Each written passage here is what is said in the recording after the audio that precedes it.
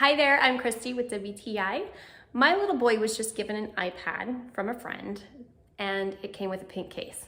Well, he did not want the pink case, so he was on the hunt for something that was a little more fitting for his personality. He chose this blue Sky Star pattern case from MoKo. Obviously, he chose this case because the print is pretty awesome. I like it because it's protective. So the whole screen is covered when it's not in use, and then when you open and close it, it will prompt it to turn off and on automatically.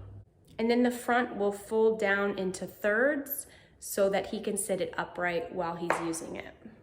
The perimeter of the case has a raised edge, which also serves as protection. So if he's holding it while it's open and it does happen to fall, that bumper creates a barrier between the iPad screen and the floor.